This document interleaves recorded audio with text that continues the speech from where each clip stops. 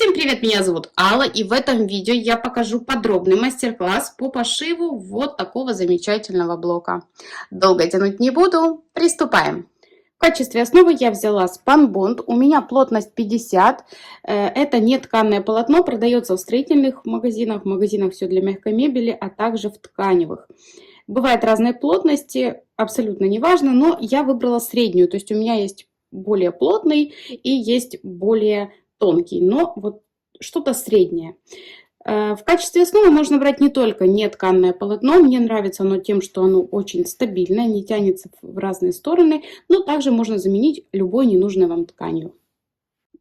У меня размер 60 на 60, но размер зависит от того, какое изделие вы будете шить. Я заутюжила пополам и еще раз пополам для того, чтобы определить центр.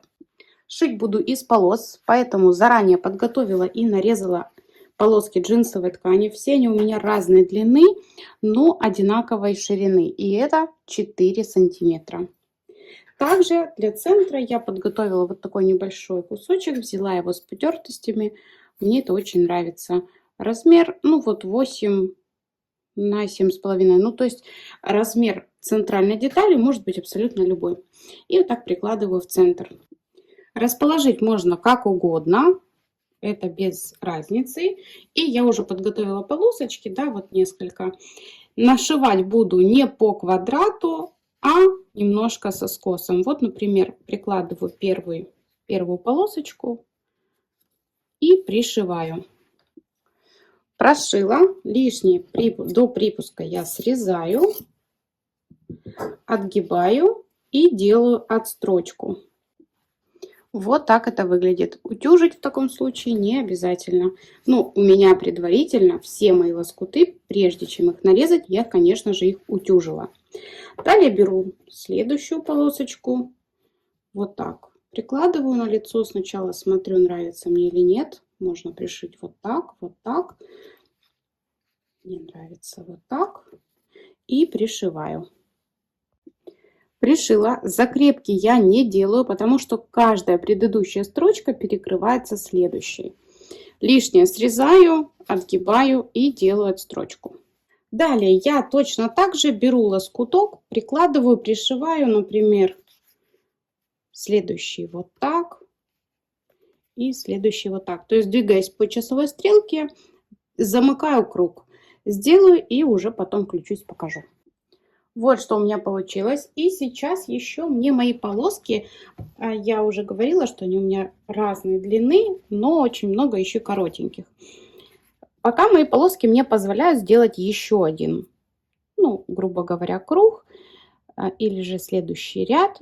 Поэтому я делаю второй и точно так же двигаюсь по часовой стрелке. Вот так постепенно их пришиваю. А вот уже третий ряд, там, где моих полосочек мне будет недостаточно, я покажу, что делаю. Сейчас пришиваю, делаю второй ряд.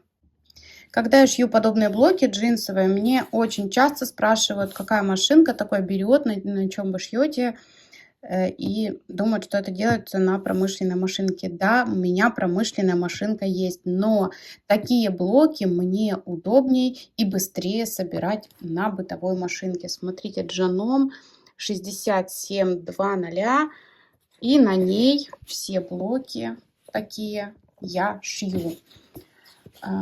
Игла у меня для джинса вот уже заканчивается, осталась у меня одна новая, номер 90.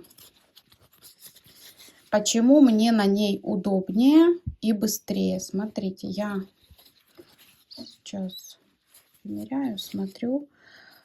У нее есть функция шитье без педали. Вот я просто нажимаю кнопку, и она начинает шить. Останавливаю. И делаю обрезку нитки. Посмотрите, какой она оставляет кончик. То есть по ниткам очень экономно и быстро. Тут же я отгибаю и делаю отстрочку.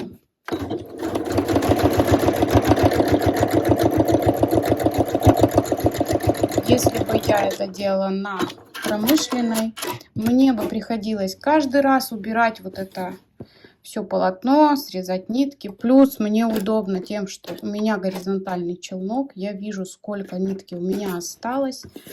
Ну, в общем, тут же, не отходя от машинки, я срезаю лишнее, так как у меня нет закрепок. Все очень просто и легко. В общем, шить подобные блоки на бытовой машинке мне удобнее, поэтому я так и шью.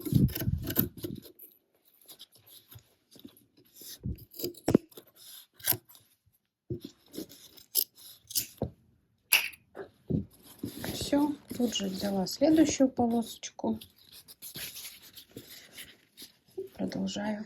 Я прошила чуть больше, нежели 2 круга. И вот сейчас я уже, смотрите, вижу, что моих полосочек мне недостаточно, а мне их хочется использовать. Ну, то есть пустить их в работу. Что я делаю? Я складываю одну полосочку лицом к лицу, вот так, с другой, и прошиваю по косой. Прошила, срезаю так, чтобы остался у меня припуск. Швы в разутюжку. Их можно не утюжить, просто вот так. И таким же образом уже прикладываю полоску, смотрю, как мне нравится.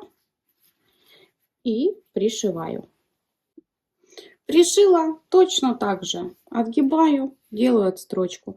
Таким образом получается, что нет длинных полос, ну точнее они есть, но так как они сшиты, в глаза это не бросается. Такой эффект выглядит в блоке, когда нужны большие размеры, намного лучше.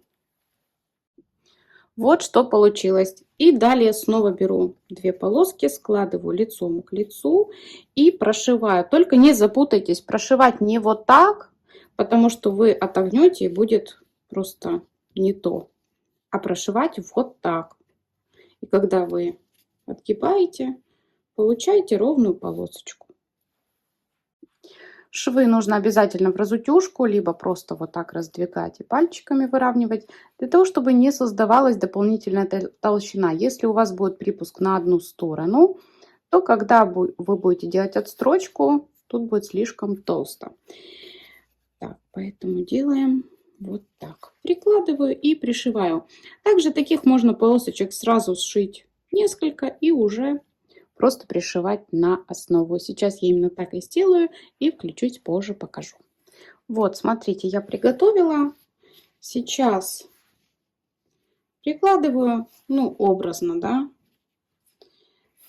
и продолжаю. Когда полоски уже будут еще длиннее, я также включусь и покажу, пока пришиваю эти. Также, когда я сшиваю полоски, я весь процесс, ну, оптимизирую, можно так сказать. Вот я положила их уже все между собой. Вот так сейчас, чтобы было удобнее. Беру пару, делаю строчку. Останавливаю. Беру следующую пару. И сшиваю. Таким образом получается шить быстрее. Потом я беру все эти полосочки. Сейчас еще делаем. Ну, допустим, чтобы не делать слишком длинное видео. Сейчас я еще вот этот сошью.